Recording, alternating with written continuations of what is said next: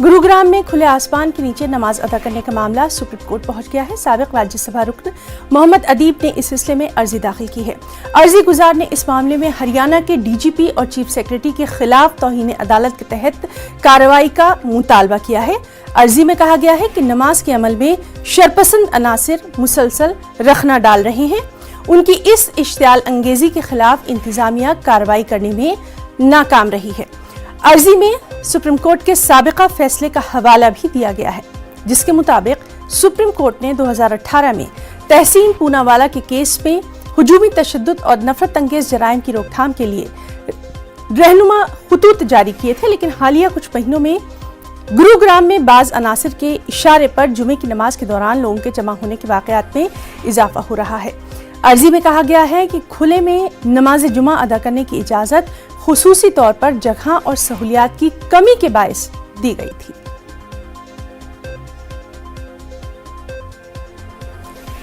तो नाज़रीन, आज चूंकि जुमा भी है और अहम मामला है, लगातार इस पर हमारी नजर बनी हुई है। आपको बता दें कि अब गुरुग्राम में खुले आसमान के नीचे नमाज अदा करने का मामला सुप्रीम कोर्ट पहुंच चुका है। साबिक राज्यसभा रुकन मोहम्मद अदीब ने इस सिलसिले में अर्जी दाखिल कर दी है।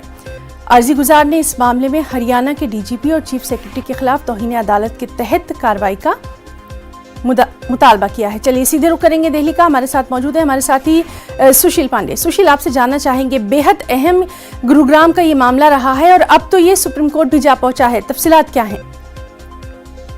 तौर से ये जो पूरा मामला था, जिसमें गुड़गांव में जो सार्वजनिक जगहों पर नमाज से जुड़ा पूरा विवाद था, उसको लेकर कहीं ना कहीं सुनवाई के लिए ये पूरा जो अर्जी है वो दाखिल किया गया है। हालांकि ये पूरी जो अर्जी है ना, वो अवमानना याचिका है, जो फिलहाल एक पूर्व जो राज्यसभा के सांसद है उन्होंने कोर्ट में दाखिल किया है। उनकी तरफ से ये साफ तौर से कहा गया है कि चूंकि 2018 का है ना एक सुप्रीम कोर्ट का आदेश था, जिसमें सुप्रीम कोर्ट ने ये कहा था कि सरकारों को जो भीड़ की हिंसा है, भड़काऊ भाषण है और सांप्रदायिक उन्माद है, अगर उनको रोकने को लेकर कोई भी शिकायत दर्ज कराई जाती है तो तुरंत उस मामले में संबंधित अधिकारी या जिले का जो एसपी है वो कार्रवाई करे।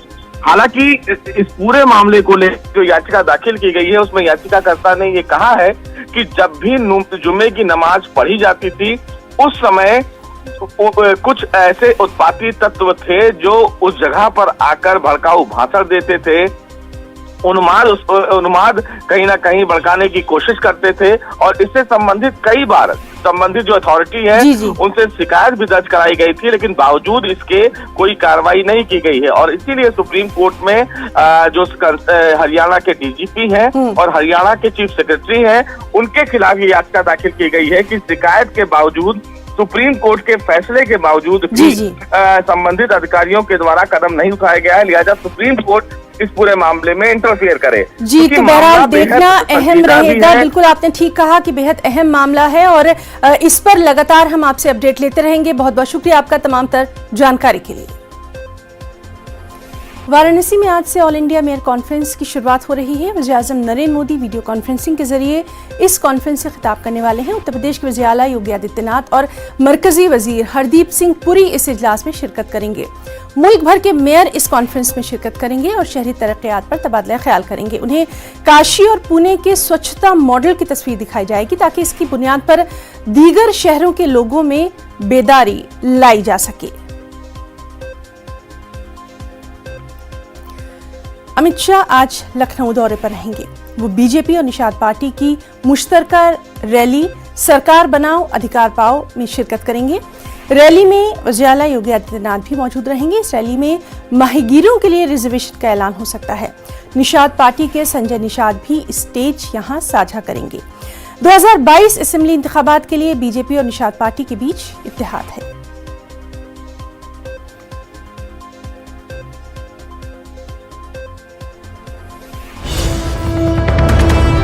और यूपी से ही बेहद अहम खबर, समाजवादी विजय रथ यात्रा का 7वां मरहला आज से शुरू हो रहा है। आज और कल रायबरेली और कुर्बुजवार के इलाकों का दौरा करने वाले हैं अखिलेश यादव।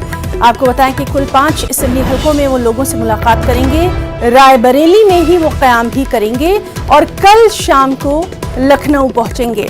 तो जिस तरह से लगातार हम आपको बता रहे हैं कि समाजवादी विजय रथ यात्रा लगातार जारी है। उत्तर प्रदेश के मुख्तलिफ इलाकों का ये दौरा कर रहे हैं। आज और कल रायबरेली और खुरबुजवार के इलाकों का दौरा करने वाले हैं। कल 5 असेंबली हलकों में लोगों से मुलाकात करेंगे। रायबरेली में ही क़याम करेंगे। अखिलेश यादव कल शाम को लखनऊ पहुंचेंगे। इससे पहले भी अखिलेश जो है इस तरह से विजय रथ यात्रा में हिस्सा ले चुके हैं और लगातार वो सरकार और खास तौर पर बीजेपी की पॉलिसियों पर, रियासती हुकूमत पर अपने अंदाज में निशाना भी साधते रहे हैं। सीधे लखनऊ का रुख करेंगे। हमारे साथ मौजूद हैं हमारे साथी तारिक कमर। तारिक, बेहद अहम समाजवादी पार्टी की इस यात्रा को माना जा रहा है और यही सवाल किया जा रहा है कि आज क्या बोलेंगे अखिलेश यादव। देखिए, जैसे कि आप दिखाते रही हैं ना, नादरीन तक पहुंचती रही हैं तमाम खबरें कि जिस अंदाज से इलेक्शन की सरगर्मियां तेज हुई हैं, तो अखिलेश भी पूरे मूड में आ गए हैं और उन्होंने तमाम मगरबी उत्तर प्रदेश से लेकर मशरक़ी उत्तर प्रदेश तक अपने दौरों का सिलसिला बदस्तूर जारी रखा है। और आप देखती हैं कि वक्तन फवक्तन वो मुख्तलिफ इलाकों में जाते हैं और बिलखुसूस उन तमाम इलाकों को कवर कर रहे हैं जहाँ से उन्हें ये इम्कानात हैं कि समाजवादी पार्टी इख्तियार के रास्ते हम बात कर सकती है। तो आज जो रायबरेली का मामला है, 5 असेंबली हल्कों में दौरे हैं और आज का दिन और कल का दिन मसरूफ तरीन दिन रहेगा देश के लिए। और इसी दौरान जो अमित शाह और योगी के प्रोग्राम है, वजीर आला योगी आदित्यनाथ के, वो भी अपने आप में खासी अहमियत के हामिल है। तो देखिए, ये जो एक मंजरनामा नजर आ रहा है वो तो अब साफ साफ नजर आने लगा है कि उत्तर प्रदेश में समाजवादी पार्टी और बीजेपी के माबैन जो सियासी जंग है वो शिद्दत अख्तियार करती जा रही है। कोई भी सियासी जमात कोई कसर छोड़ना नहीं चाहती है। मुख्तलिफ हवालों से मुख्तलिफ मौजूद। अमित शाह का भी आज लखनऊ दौरा है, काफी अहम इसको भी माना जा रहा है। इसके हवाले से कोई खबर? हाँ, देखिए, आपने देखा कि जिस अंदाज से अमित शाह मुतादिद मरतबा उत्तर प्रदेश में आए हैं और अब जैसे जैसे इलेक्शन करीब आ रहा है तो बीजेपी के जो बहुत अहम और जिम्मेदार लीडर हैं उनके दौरे हैं वो उत्तर प्रदेश के सिम को बदलने की कोशिश कर रहे हैं। तो आज फिर एक दफा अमित शाह उत्तर प्रदेश में है। मुख्तलिफ स्कीमों का उन्हें इफ्तिताह करना है। जाहिर है कोऑपरेटिव बैंक की शाखाओं की तादाद बढ़ाई जा रही है। तो देखिए, ये तमाम वो इशारे हैं जिसकी बुनियाद पर हम ये कह सकते हैं कि उत्तर प्रदेश में बीजेपी कोई गुंजाइश नहीं छोड़ना चाहती है। जी, तो बहरहाल पूरे ही उत्तर प्रदेश में तमाम इलाकों में सियासी पारा जो है गर्म है, भले ही मौसम थोड़ा ठंडा हो। और लगातार हम अपने तमाम नाज़रीन को वहां जो सियासी सरगर्मियां हैं उससे रूबरू करवा रहे हैं। तारिक कमर, बहुत बहुत शुक्रिया आपका तमाम तर बातचीत के लिए। रुकना चाहेंगे एक छोटे से ब्रेक के लिए।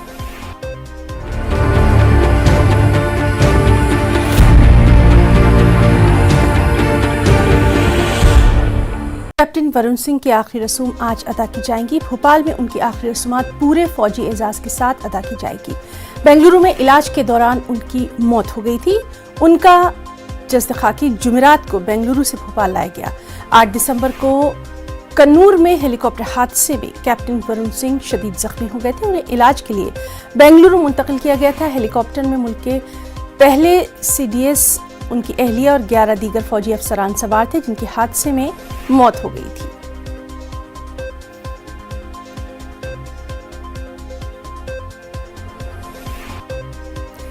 कौमी राजधानी दिल्ली से एक बेहद खौफनाक तस्वीर सामने आई।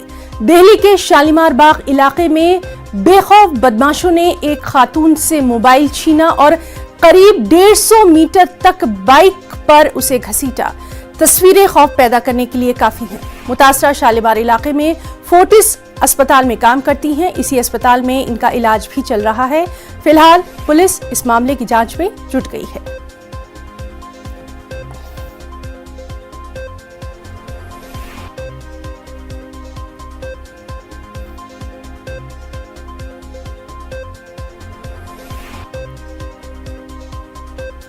दिल्ली और NCR में खराब हवा के मेयार की वजह से स्कूल काफी अरसे से बंद है। आज एयर क्वालिटी मैनेजमेंट कमीशन की मीटिंग मुनक्किद होने वाली है। इसमें दिल्ली के स्कूलों को दोबारा खोलने पर फैसला लिया जाएगा।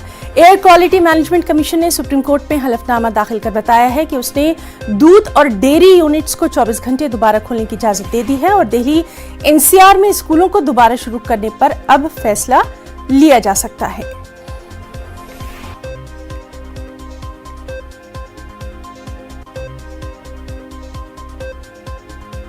1971 में बांग्लादेश की अलहदगी के वक्त काफी अहम रोल निभाने वाले लेफ्टिनेंट काजी सज्जाद अली जहीर से न्यूज 18 की खास बातचीत मुलाहिजा कीजिए। उन्हें हिंदुस्तान और बांग्लादेश सरकार की जानिब से काफी एजाज़ात से नवाजा जा चुका है। वीर प्रतीक, स्वाधीनता पदक, पद्मश्री वगैरह से एजाज याफ्ता काजी सज्जाद अली ज़ाहिर ने 1971 की जंग के हवाले से काफी इंकशाफात किए हैं। आप भी मुलाहिजा करें। The highest civil honor of Bangladesh, equivalent to a Bharat Ratna, we call it Independence Medal. And this year I received the honorable award of India, Padma Shri. That's my introduction. अगर पाकिस्तान की बात करें, पाकिस्तान तो आपको ढूंढने के लिए और आपकी मौत के नाम पे फतवा जारी कर चुका है, इसको आप कैसे देखते हैं? I don't really care. I don't care about Pakistan. Pakistan doesn't exist as a country now because majority of the people, 56% people are out of Pakistan. We seceded from Pakistan. So how can it be called Pakistan? That's my argument. There can be a country called West Pakistan. So you should call it West Pakistan, I think. Is it right? What do you think? Sir, जिस तरह से भारत और बांग्लादेश के जो दोस्ती है, मित्रता है, उसमें पिछले कई सालों से और ज़्यादा मजबूती आई है। और ख़ास तौर पर अगर बात करें तो जिस तरह से इस पूरे दोस्ती के क्रम में आप साझेदार भी रहे हैं, तो उसको कैसे देखते हैं भारत और बांग्लादेश के दोस्ती के बीच? ये दोस्ती बहुत ज़रूरी बात है। Two neighbours must be best friends.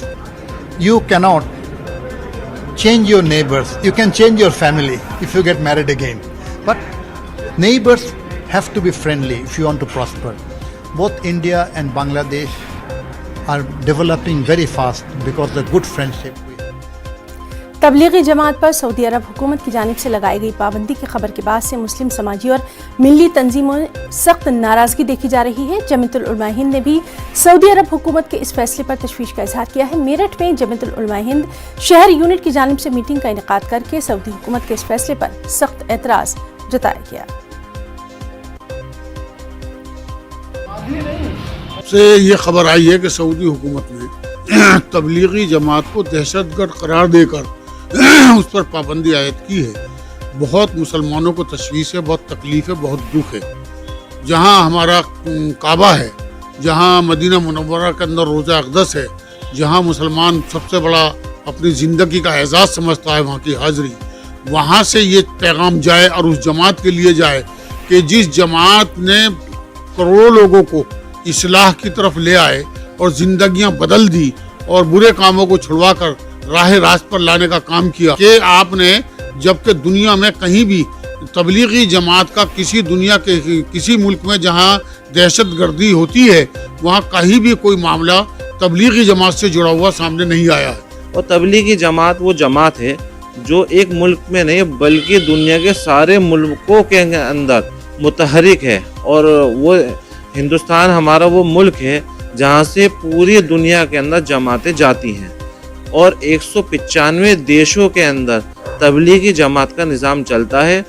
तो पूरी दुनिया के अंदर इस जमात को बड़ी अजमत के साथ देखा जाता है। चूँकि मैं भी सफ़र कर चुका हूँ, इस काम की बुनियादी बात यह है कि हम जिस देश के अंदर रहते हैं और जिस देश के अंदर जाएंगे उसके कानूनों को पूरी तौर पर फॉलो करेंगे। कोरोना वबा के दौरान बाहमी इमदाद और इंसार का जज्बा मुस्तहकम हुआ है। मुल्क इस वबा से मुत्तहिद होकर मुकाबला कर रहा है।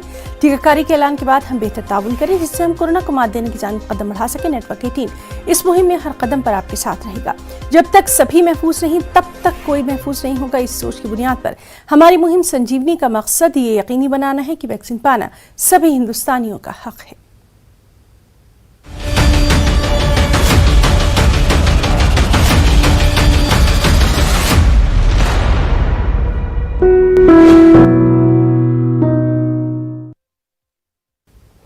तो आज की ताज़ा खबर में फिलहाल इतना ही। इजाज़त दीजिए। आदाब।